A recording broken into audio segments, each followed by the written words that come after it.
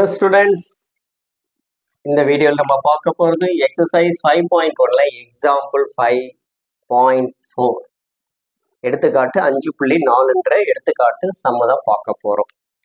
Okay, இந்த கணக்குல என்ன கொடுத்துருக்கான்றதுன்னா, அதாவது மூன்று புள்ளிகள் கொடுத்துருக்கா. அந்த மூன்று புள்ளிகளும் ஒரே நேர்கோட்டு பாதையில் அமையும் சொல்லிட்டான். அமையும் எனில் 2b plus c equal to 4 எனில் அடுத்து 2b plus c equal to 4 எனில் then find the values of b and c. b ஓட மதிப்பையும் c ஓட மதிப்பையும் காண்கன்றான்.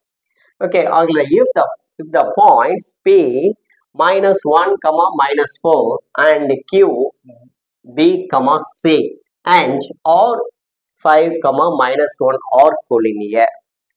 கொலினியர்னா ஒரே நேர்கோட்டு பாதையில் அமையிறது. புள்ளிகள் அனைத்து இந்த மூன்று புள்ளிகளும் ஒரே நேர்கோட்டு பாதையில் தான் இருக்குன்றான், ஒரே பாதையில். Okay, and is 2b plus c equal to 4, 2b plus c equal to 4 எனில் தென் பிறகு என்ன கண்டுபிடிக்க சொல்றான்னா, find the value of b and c. b ஓட மதிப்பையும் c ஓட மதிப்பையும் கண்டுபிடிக்க சொல்றான். ஃபர்ஸ்ட் என்ன பண்றோம், அந்த இது கொலினியரான்னு கேட்குறான். அப்போ ஃபார்முலா யூஸ் பண்ணுறோம். ஃபார்முலா எது யூஸ் பண்ணுறோம்? 1x2 x3 x1 y1 y2 y3 y1 equal to 0ன்னு வச்சுக்கிறோம். ஈக்குவல் டு என்ன? 0. Okay, area of the triangle ஃபார்முலாவே யூஸ் பண்ண போகிறோம். ஈக்குவல் டு 0 வச்சுக்கிட்டு அதில் ஒரு ஈக்குவேஷன் ஆட்ட 2b பிளஸ் சின்ற மாதிரி பியும் சியும் வரும், ஒரு சமன்பாடு வரும். அந்த சமன்பாடையும் ஏற்கனவே அவன் கொடுக்கப்பட்டுள்ள சமன்பாடையும் ரெண்டத்தையும் சால்வ் பண்ண போறோம், தீர்க்கணும். அவ்வாறு தீர்க்கும் பொழுதுதான் நமக்கு பியோட மதிப்போ சியோட மதிப்போ கண்டுபிடிக்க முடியும். ஓகே பிள்ளை, ஓகேவா பிள்ளைகளா? புரிஞ்சுதா? சொல்யூஷன்ஸ் இல்ல பாருங்க பிள்ளைகளா. Solution area of triangle, area of triangle PQR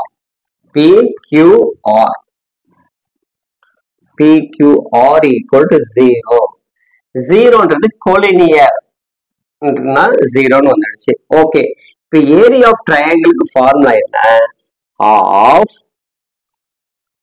x1 x2 x3 x1 y1 y2 y3 y1 equal 0. Okay, இந்த 2 இதோட மல்டிப்ளை பண்ணா என்ன ஆகுது? 2 into 0 0.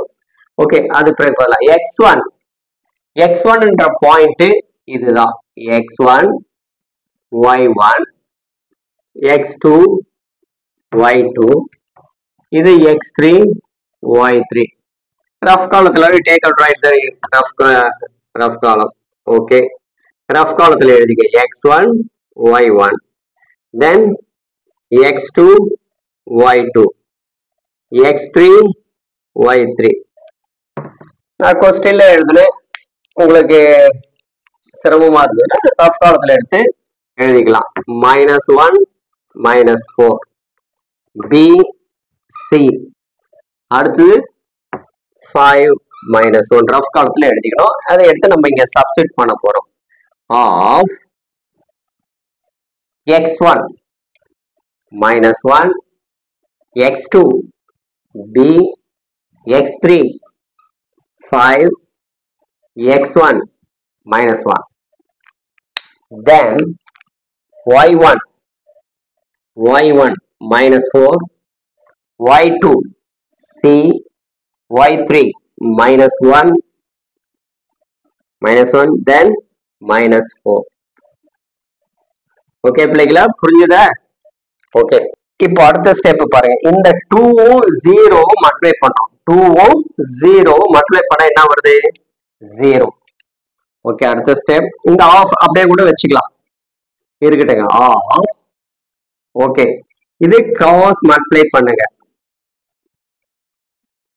cross multiply -1 into c minus c Okay, plus plus into minus minus b into 1 b.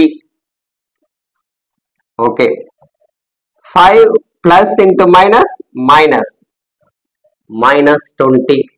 Okay, பிள்ளைகளா புரியுதா? அடுத்தது minus போடணும், minus sign கீழே நெக்ஸ்ட் மல்டிப்ளை பண்ண போறோம் மைனஸ் இது. Okay, minus 4 into b minus 4b, 5 into c plus 5c. Okay, minus into minus plus 1 into 1 sir 1. Okay, equal to 0. ஓகேங்களா? அடுத்த ஸ்டெப் இந்த ஆஃப் கூடவே எடுத்துட்டு வரணும்னா எடுத்துக்கலாம், இல்லை மேலே கூட பண்ணிக்கலாம். இப்ப பாருங்க, minus c minus b minus 20, remove the bracket, எல்லாம் remove பண்றோம். Minus into minus plus 4b minus 5c minus 1 equal to 0. Okay, இப்போ இந்த இந்த bracket உள்ள இருக்கிறது minus c, இங்க ஒரு minus c, இது ஒரு minus c, ஆட் பண்ணா minus 6c. ஓகேங்களா? அடுத்தது இங்க பாருங்க, இது மைனஸ் b, இது பிளஸ் 4b பிளஸ் 4b, அப்போ பிளஸ் 3b. ஓகேங்களா? 3b, இது மைனஸ், இது plus. Okay, next minus minus 20 minus 1 add பண்ணா மைனஸ் 21 ஈக்குவல் 0 into 2. இந்த 2 எடுத்துமே இங்க மல்டிப்ளை பண்ணிட்டேன். அடுத்த ஸ்டெப், இப்ப பிராக்கெட்டை ரிமூவ் பண்றோம். minus 6c plus 3b minus 21, 0 into any number, 0 ஓட எந்த நம்பர் மல்டிப்ளை பண்ணாலும் you get it, the answer 0 தான் வரும். you multiply by any number with 0, எந்த நம்பர் உடன் 0வை மல்டிப்ளை பண்ணினா ஆன்சர் என்ன கிடைக்கும்? 0 தான் கிடைக்கும். ஓகே, இதை ஒழுங்கா எழுதிக்கலாம். 3b minus 6c minus 21 equal to c ன்னு எழுதிக்கிறோம். ஓகே, அடுத்த step 3b minus 6c equal to 21. எப்படி பிளஸ் 21 வந்து minus 21 going to that side equal to அந்த புறம், அத ரைட் ஹேண்ட் சைட்ல போகுது. அப்ப போகும்போது மைனஸ் இருந்தா பிளஸ் ஆகும், மாறும். லெஃப்ட் ரைட் ஹேண்ட்ல இருந்து லெஃப்ட்டுக்கு வந்தாலும் அதே போல change of the sign. Okay, இது 3b 6c 21. இப்ப டிவைட் 3 on both sides, இருபுறமும் 3ஆல் வகுக்க. இப்ப 3ஆல் வகுக்கிறீங்க, வகுத்தினா என்ன வந்து பாரு, 3b by 3 minus 6c by 3 equal to 21 by 3. இந்த ஸ்டெப்ஸ் நீங்க டைரக்டா கூட போடலாம். ஓகே, இந்த 3 கேன்சல், இங்க கேன்சல் பண்ண 3 கேன்சல் பண்ண கேன்சல் ஆயிட்டு. 6 3 ஆல கேன்சல் பண்ணும்போது 2, 21 3 ஆல கேன்சல் பண்ணும்போது 7. அப்ப என்ன நிக்குது? b 2c equal to 7. Equation number 1. Given 2b plus c equal to 4 ன்னு கொடுத்திருந்தான். இப்போ இது இப்போ அவங்க நம்ம கண்டுபிடிச்சது b minus 2c equal to 7. அதே அவங்க கொடுத்தது given 2b plus c equal to 4. இந்த ரெண்டு ஈக்குவேஷனையும் நம்ம சால்வ் பண்ணா b ஓட மதிப்போ c ஓட மதிப்போ நம்ம கண்டுபிடிக்கலாம். இப்ப சால்வ் இங்க கவனிங்க, எனக்கு கேன்சல் ஆகுதா? இல்ல. அப்போ ஈக்குவேஷன் 1 minus 2 into 2. நான் c கேன்சல் பண்ண போறேன். முதல் ஈக்குவேஷன் அப்படியே எழுதிக்கிறேன். ரெண்டாவது ஈக்குவேஷனை நல்லா கவனிங்க, ரெண்டாவது ஈக்குவேஷனை 2ஆல மல்டிப்ளை பண்ண போறேன். ஓகே, அப்ப முதல் ஈக்குவேஷன் அப்படியே எழுதிக்கிறேன், மைனஸ் 2c ஈக்குவல் டு 7. ரெண்டாவது ஈக்குவேஷன் தானே, ரெண்டாவது ஈக்குவேஷனை 2ஆல மல்டிப்ளை பண்றேன். 2ஆல பண்ண 2 2s are 4b பிளஸ் இங்க என்ன இருக்குன்னு அர்த்தம் 1. 2 into 1s are 2 equal 2 4s are 8. ஓகேங்களா? இப்போ இது கேன்சல். இப்போ ஆட் பண்ணா 5b equal to 15. 5b equal to 15. அப்ப b equal 15 by 5. இது கேன்சல் பண்ணா 3. அப்ப b ஓட மதிப்பு 3. b ஓட மதிப்பு 3. அப்ப b ஓட வேல்யூ எடுத்துட்டு போயிட்டு ஈக்குவேஷன் 1ல சப்ஸ்டிட் பண்ணலாம். the value of b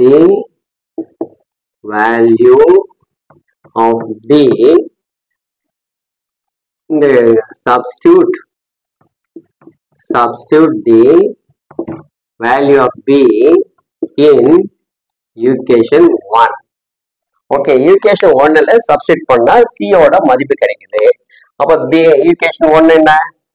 equation 1 b minus 2c equal to 7. b ஓட மதிப்பு 3 minus 2c equal to 7. 2c equal to 7 minus 3. ஓகேங்களா? minus 2c equal to 4. இப்போ c equal to 4 by minus 2. இதை cancel பண்ணா minus 2. c ஓட மதிப்பு minus 2. Okay பிள்ளைங்களா? c ஓட மதிப்பு என்ன வந்தது? minus 2. அப்போ therefore